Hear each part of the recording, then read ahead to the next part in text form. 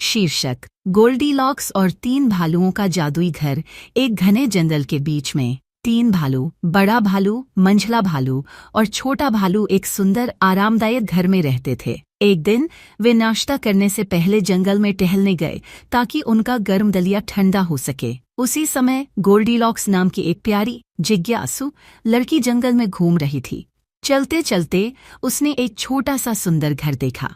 दरवाज़ा थोड़ा खुला हुआ था और उसकी जिज्ञासा उसे अंदर खींच लाई। घर के अंदर उसने तीन कटोरियां देखीं। वह बहुत भूखी थी तो उसने सबसे पहले बड़ी कटोरी में से दलिया चखा, लेकिन वह बहुत गर्म था।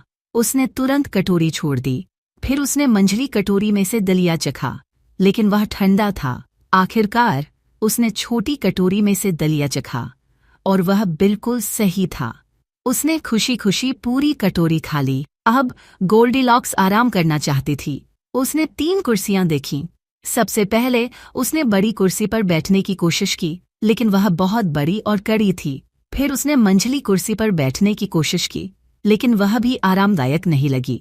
अंत में उसने छोटी कुर्सी पर बैठा और वह बिल्कुल सही थी। जैसे ही उसने आराम से बैठा, कुर्सी चरमराई और टूट गई। गोल्डीलॉक्स ने हंसते हुए कहा, ओह, मुझे थोड़ा ज्यादा ही आराम मिल गया।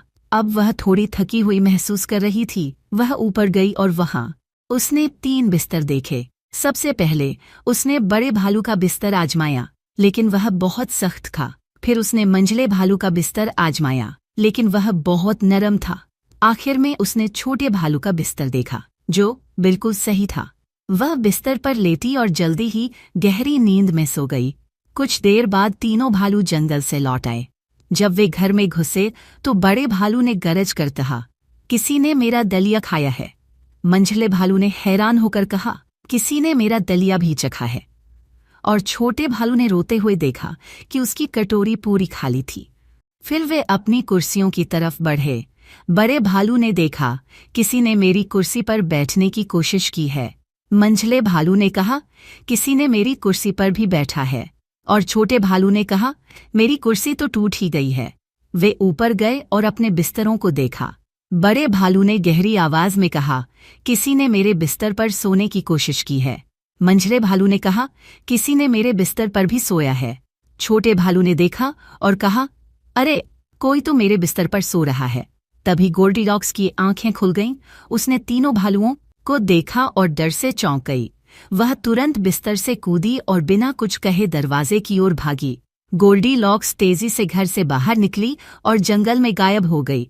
तीनों भालू एक दूसरे को देखकर मुस्कुराए और अपने घर की देखभाल करने लगे। शिक्षा: दूसरों की चीजों का सम्मान करना और बिना अनुमति के उनका उपयोग न करना ही सही होता है।